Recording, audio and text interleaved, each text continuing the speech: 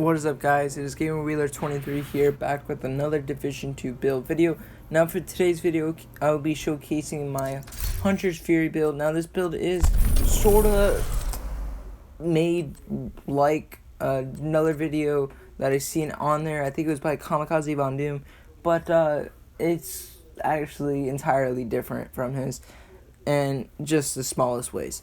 Now I do recommend doing sharpshooter specialization because when you get in cover, you will be getting bonus armor, which will proc or intimidate.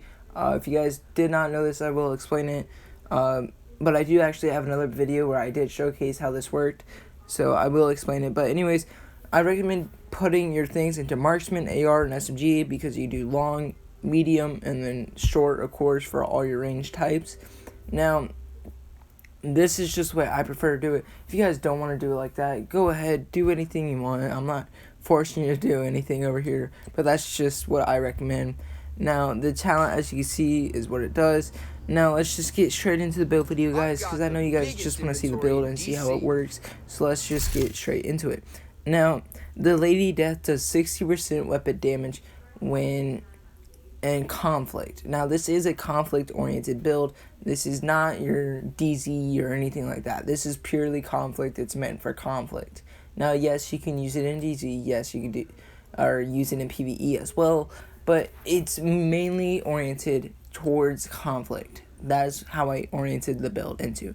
Now, I run AR with InSync. If you want to run like 50%, put max crit chance on your tribute, because you will be having 41.1% crit chance with this build, at least for me anyways.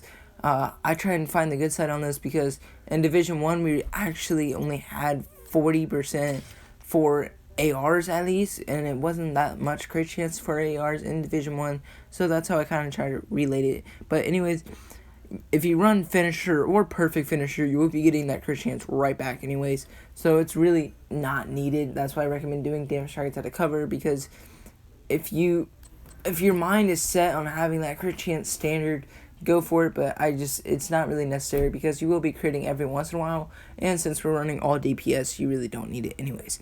So, what does Hunter's Fury do? Hunter's Fury is doing 20% damage within 15 meters. Now, if you get a kill, you get 5%, so 5 kills, 25%, right? Now, this is not nerfed in PvP, if you were wondering. I don't know if anyone was, but it is not nerfed in PvP. Now, 25% plus 20 is 45%. This is like, for instance, versatile in Gunslinger, that's 45% like that. Now, anyways, I'm not running that bad. That was just a example that I wanted to point out.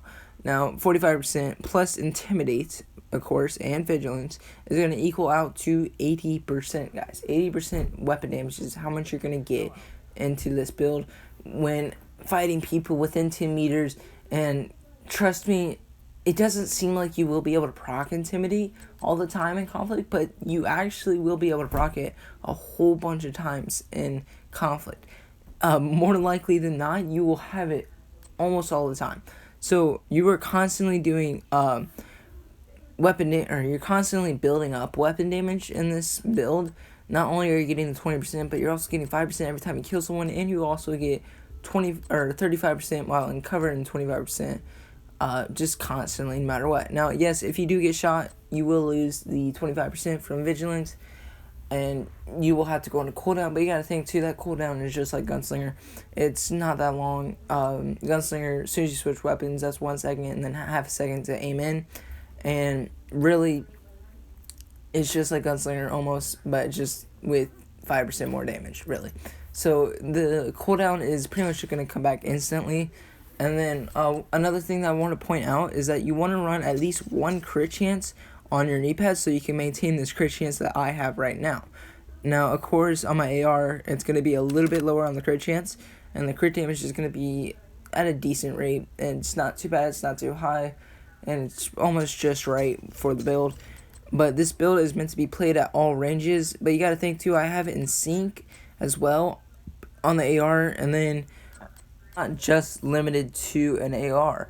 I have SMG, I can pull out a sniper or do anything, because this build is meant to be played like all DPS builds in the game. You can stay in cover, you can rush, you can do anything you want with this build. Yes, I will actually be posting a half and half, which is going to be 3 blue, 3 red variant, and that'll be posted on a different video, but I will be showcasing what it looks like with armor. Now, like I said, you're not really limited to anything on this build. You don't have to run just AR or just SMG.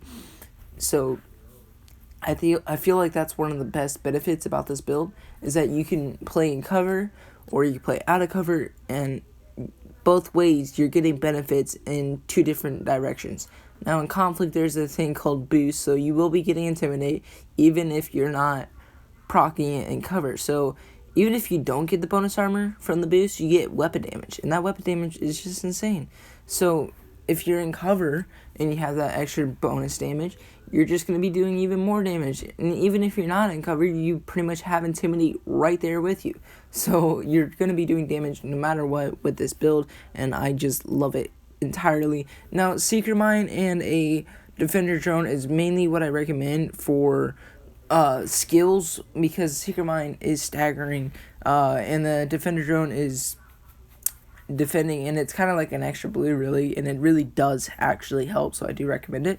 But that is it for the build video, guys, and I hope you guys really do enjoy this, because I am going to be posting more and more build videos out, and I hope you guys do enjoy those as well. But I just wanted to point out why I like this build, why I think it's great, and why I think you guys should run it. So I hope you guys did accept or like my explanation of the build itself.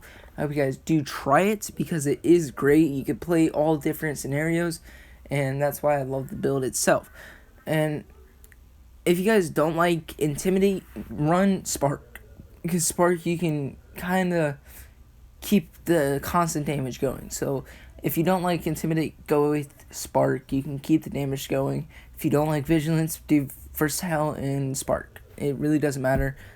This is just the way I like to do it, because I'm benefited in both ways. If I want to stay back and in cover, I have extra damage in cover. If I want to push, I have damage out of cover as well. So it's really oriented towards everything, and that's why I like the build itself. So I hope you guys did enjoy the build. If you guys can, please like, subscribe, and I will see you guys in the next build video.